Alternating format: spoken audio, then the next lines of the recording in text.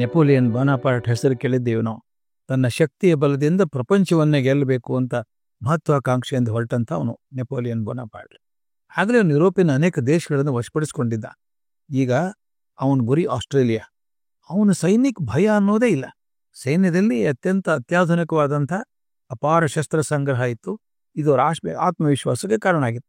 ಎಲ್ಲಕ್ಕಿಂತ ಹೆಚ್ಚಾಗಿ ನೆಪೋಲಿಯನ್ ಚಾಣಾಕ್ಷ ಬುದ್ಧಿ, ಅವನ ನಾಯಕತ್ವ ಯುದ್ಧದಲ್ಲಿ ಗೆಲ್ಲೋದಕ್ಕೆ ಸಾಧ್ಯ ಆಗಿತ್ತು.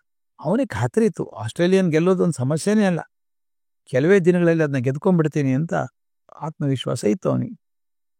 ಆದರೆ ವಿಚಿತ್ರ ಆಯ್ತು, ಯುದ್ಧ ಮುಂದೆ ಹೋದಾಗೆ ಗೆಲುವು ಕಷ್ಟ ಅನ್ಸೋಕ್ ಶುರುವಾಯ್ತು. ನೆಪೋಲಿಯನ್ ಎಲ್ಲ ತಂತ್ರ ವಿಫಲ ಆಗ್ತಾ ಇತ್ತು. ಏನೋ ಯೋಜನೆ ಹಾಕೋನು, ಸರಿಯಾಗದು ವೈರಿಗಳು ಯುದ್ಧ ಇರೋರು. ಅವನಿಗನ್ನಿಸ್ತು ಯಾವುದೋ ವ್ಯವಸ್ಥೆ ಮಾಡಿಕೊಂಡು ವೈರಿಗಳು ತನ್ನ ತಂತ್ರದ ಮೊದಲೇ ತಿಳ್ಕೊತಾ ಇದ್ದಾರೆ. ಅವನಿಗನ್ನಿಸ್ತು ಗುಪ್ತ ಸಭೆ ಕರೆದ, ಯಾರೋ ನಮ್ಮ ಇರುವಂಥ ವಿಷಯಗಳನ್ನು ವೈರಿಗಳಿಗೆ ಹೇಳ್ತಾ ಇದ್ದಾರೆ. ಇದರಿಂದಾಗಿ ನಮ್ಮ ಪ್ರಯತ್ನ ಎಲ್ಲ ವಿಫಲ ಆಗ್ತಾ ಇದೆ, ಅಪಾರ ಸಾವು ನೋವು ನಮ್ಮ ಸೈನ್ಯದಲ್ಲಿ ಆಗ್ತಾ ಇದೆ.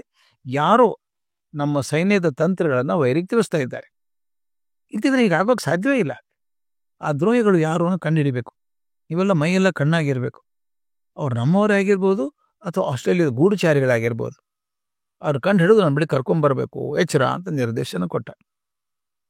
ಎಲ್ಲರೂ ಹುಷಾರಾಗಿದ್ದರು.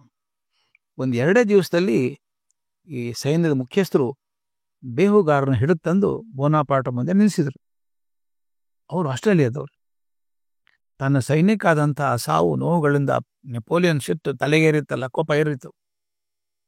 ತನ್ನ ಸೈನಿಕರ ಪೋಷಾಕ ಹಾಕಿದಂಥ ಇದಾರಲ್ಲ ಅವರು ಆಸ್ಟ್ರೇಲಿಯನ್ ಯೋಧರು, ಅವ್ರನ್ನ ದುರ್ಗುಟ್ಕೊಂಡು ನೋಡಿದ. ಒಬ್ಬನ ಕತ್ತಿನ ಪಟ್ಟಿ ಹಿಡಿದು ಕಣ್ಣಲ್ಲಿ ಕಣ್ಣಿಟ್ಟು ಗಂಭೀರವಾಗಿ ಕೇಳಿದ, ನೀ ಯಾರು? ನಮ್ಮ ಸೈನ್ಯದಲ್ಲಿ ಯಾಕೆ ಸೇರ್ಕೊಂಡೆ? ಬಾಯಿ ಹೊಣೆಗೆ ಹೋದಂಥ ಸೈನಿಕ ಹೇಳಿದ, ಸ್ವಾಮಿ ನಾನು ಆಸ್ಟ್ರೇಲಿಯಾದವನು. ನಮ್ಮ ಆಸ್ಟ್ರೇಲಿಯಾ ಸೇನೆಯ ಮುಖ್ಯಸ್ಥರು ನಿಮ್ಮ ಸೈನ್ಯದಲ್ಲಿ ಸೇರಿಸ್ಬಿಟ್ಟಿದ್ದಾರೆ. ನಾನು ಆವಾಗಲೇ ಉದ್ದೇಶ ಎಷ್ಟೇನೆ, ನಾನು ನಿಮ್ಮ ಸೈನ್ಯದಲ್ಲಿ ಸೇರಿಕೊಂಡು ನೀವೇನೇನು ಮಾಡ್ತೀವಿ ಅನ್ನೋದನ್ನು ಅವ್ರು ತಿಳಿಸ್ಬೇಕು. ಯುರೋಪಲ್ಲಿ ಯುದ್ಧ ಗೆಲ್ತಿದ್ದಾಗಲೇ ನಮ್ಮ ದೇಶಕ್ಕೆ ನೀವು ದಾಳಿ ಇಡ್ತೀರಿ ಅಂತ ಅನಿಸಿತ್ತು ಅವರಿಗೆ. ಅದಕ್ಕೆ ನಮ್ಮಲ್ಲಿ ಒಂದಿಷ್ಟು ಜನನ ನಿಮ್ಮ ಸೇನೆಯಲ್ಲಿ ಸೇರಿಸಿದ್ರು. ನಿಮ್ಮ ಸೈನ್ಯ ಆಸ್ಟ್ರೇಲಿಯಾದ ಮೇಲೆ ದಾಳಿ ಮಾಡಿದಾಗಿನಿಂದ ನಮ್ಮ ಕೆಲಸ ಏನು ಅಂದರೆ ನಿಮ್ಮ ಯುದ್ಧ ವ್ಯೂಹಗಳನ್ನು ಅರಿತು ಗುಪ್ತವಾಗಿ ನಮ್ಮ ಯಜಮಾನರು ತಿಳಿಸೋದು, ತಮ್ಮ ನಾಯಕರು ತಿಳಿಸೋದು. ಅದನ್ನೇ ಮಾಡಿದ್ದೀನಿ ನಾನು ಅಂದವನು. ಸಿಟ್ಟಿನಿಂದ ನೆಪೋಲಿಯನ್ ಮುಖ ಕೆಂಪಾಯ್ತು, ಕಣ್ಣುಗಳು ಬೆಂಕಿ ಕಾರಿದು. ಈ ದ್ರೋಹಕ್ಕೆ ನಮ್ಮ ಶಿಕ್ಷೆ ಏನು ಗೊತ್ತೇ ಅಂತ ಕೇಳ್ದ. ಆತ ಭಯದಿಂದ ನಡುತ್ತಾ ಹೇಳ್ದ, ನನಗೆ ಗೊತ್ತು ಸ್ವಾಮಿ, ಇದಕ್ಕೆ ಮರಣದಂಡನೆ ವಿಧಿಸ್ತೀರಿ ಅಂತ. ಹಾಗಾದ್ರೆ ಸಿದ್ಧಾಗು ಅಂತ ಹೇಳಿ ತನ್ನ ಖಡ್ಗವನ್ನು ಹೇರಿದ ನೆಪೋಲಿಯನ್. ಅವನು ಭಯಂಕರ ರುದ್ರ ಅನೂಪ ನೋಡಿ ಆಸ್ಟ್ರೇಲಿಯನ್ ಸೈನಿಕ ಅಳುತ್ತಾ ನೆಲಕ್ಕೆ ಬಿದ್ದ. ನೆಪೋಲಿಯನ್ ಕಾಲು ಹಿಡ್ಕೊಂಡು ನಡುತ್ತಾ ಹೊರಳಾಡೋಕ್ಕೆ ಶುರು ಮಾಡಿದ. ಇದೊಂದು ಬಾರಿ ನನಗೆ ಕ್ಷಮಿಸ್ಬಿಡಿ, ನಾನು ಇಲ್ಲಿಂದ ಹೋಗ್ಬಿಡ್ತೇನೆ ಅಂತ ಹೊರಲ್ಲ. ಅವನ ದೀನ ಸ್ಥಿತಿಯನ್ನು ನೋಡಿ ನೆಪೋಲಿಯನ್ ಹೃದಯ ಕರಗ್ತು. ಆಯಿತು, ನಿನ್ನ ಜೀವ ಉಳಿಸ್ತೇನೆ, ಆದರೆ ನೀನು ಜೀವ ಬಿಟ್ಟಿದ್ದಾನಲ್ಲ ಕೊಲ್ಲದೆ, ಉಪಕಾರ ಹೇಗೆ ತೀರಿಸ್ತೇನೆ ನೀನು ಅಂತ ಕೇಳ್ದ. ಆತ ಹೇಳ್ದ, ಸ್ವಾಮಿ ನನಗೆ ಜೀವದಾನ ಮಾಡಿದ್ದೀರಿ, ಆದ್ದರಿಂದ ನಾನು ಮರಳಿ ನನ್ನ ಸೇನೆಗೆ ಸೇರಿಸ್ಕೋತೀನಿ. ಹೋಗಿ ಸೇರಿಕೊಂಡು ಅವರ ವ್ಯೂಹಗಳನ್ನು ತಂತ್ರ ನಿಮಗೆ ತಿಳಿಸ್ತೇನೆ, ನಿಮ್ಮ ಜಯ ಆಗೋದಕ್ಕೆ ಸಾಧ್ಯ ಮಾಡಿಕೊಡ್ತೇನೆ ಅಂತ ಹೇಳ್ದ. ಒಂದು ಕ್ಷಣದಲ್ಲಿ ನೆಪೋಲಿಯನ್ ಮುಖ ಸಿಟ್ಟಿನಿಂದ ಕುದಿತು. ಛೇ ಚಾಂಡಾಲ, ಕ್ಷುದ್ರ ಪ್ರಾಣಿ ನೀನು, ನಿನ್ನ ಜೀವಕ್ಕೋಸ್ಕರ ನಿನ್ನ ಮಾತೃಭೂಮಿಗೆ ಅನ್ಯಾಯ ಮಾಡೋದು ಹೇಸೋದಿಲ್ಲಲ್ಲ, ನಿನ್ನಂಥವ್ರು ಬದುಕಬಾರದು ಅಂದು ಹತ್ತಿರದಿದ್ದ ಸೈನಿಕನಿಗೆ ಆಜ್ಞೆ ಮಾಡಿದ. ಆತ ಹಾರಿಸಿದ ಗುಂಡಿನ ಮಳೆಯಲ್ಲಿ ಆ ಬೇಹುಗಾರನ ದೇಹ ಚಿಂದಿ ಹಾಕೋಯ್ತು. ಇದನ್ನು ಗಮನಿಸ್ಬೇಕು ಸ್ನೇಹಿತರೆ.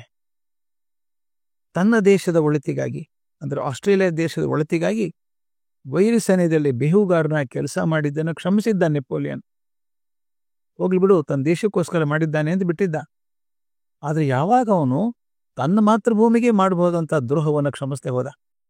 ಇವನೇನು ಹೇಳಿದ್ದ, ವಾಪಸ್ ಹೋಗ್ತೇನೆ, ನನ್ನ ಸೈನ್ಯ ಸೇರಿಕೊಂಡು ನಿಮಗೆ ತಿಳಿಸ್ತೇನೆ ಎಂದಿದ್ದ. ಅವ್ರು ಹೇಳ್ತಾನೆ, ಮಾತೃಭೂಮಿಗೆ ಮಾಡಿದಂಥ ಅನ್ಯಾಯಕ್ಕಿಂತ ನೀಚ ಕಾರ್ಯ ಇನ್ಯಾವುದೂ ಇಲ್ಲ. ನಾವು ನೆನೆಸ್ಕೋಬೇಕು, ನಮ್ಮ ದೇಶಕ್ಕೋಸ್ಕರ ನಾವೇನು ಮಾಡಿದ್ದೀವಿ. ದೇಶಕ್ಕೆ ಮಾಡುವಂಥ ಒಳ್ಳೆಯ ಕೆಲಸ ಎಲ್ಲ ದೇಶ ಪ್ರೇಮದ ಕೆಲಸ, ವಿರುದ್ಧವಾದಂಥ ಕೆಲಸ ಅದೆಲ್ಲ ದೇಶದ್ರೋಹದ ಕೇಸ್. ಆ ಸೈನಿಕ ಆಸ್ಟ್ರೇಲಿಯಾಕ್ಕೆ ಮೋಸ ಮಾಡೋಕೆ ಹೋದವನು ತನ್ನ ಜೀವ ಉಳಿಸ್ಕೊಳ್ಳೋದಕ್ಕೆ ಅಂತ ಹೇಳಿ ನೆಪೋಲಿಯನ್ ತೆಗೆದು ಹಾಕಿದ ಅವನ. ಅದು ನೆನಪಿರ್ಬೇಕು ಸ್ನೇಹಿತರೆ. ಅತ್ಯಂತ ದೊಡ್ಡ ಋಣ ನಮ್ಮ ಮೇಲೆ ಇರೋದು ಮಾತೃ ಋಣ, ಪಿತೃ ಋಣ, ಆಚಾರ್ಯ ಋಣ, ಸಮಾಜ ಋಣ ಅಂತ ಹೇಳ್ತೀವಿ. ಎಲ್ಲಕ್ಕಿಂತ ಹೆಚ್ಚು ದೊಡ್ಡ ಋಣ ನಮ್ಮ ಮೇಲೆ ಇರೋದು ದೇಶದ ಋಣ.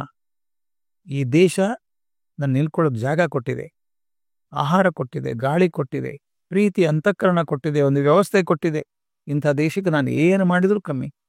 ಈ ದೇಶಕ್ಕೆ ನಾನು ಮೋಸ ಮಾಡಿದರೆ ನನ್ನಂಥ ದೇಶದ್ರೋಹಿ ಇನ್ಯಾರೂ ಇರೋಕ್ಕೆ ಸಾಧ್ಯ ಇಲ್ಲ.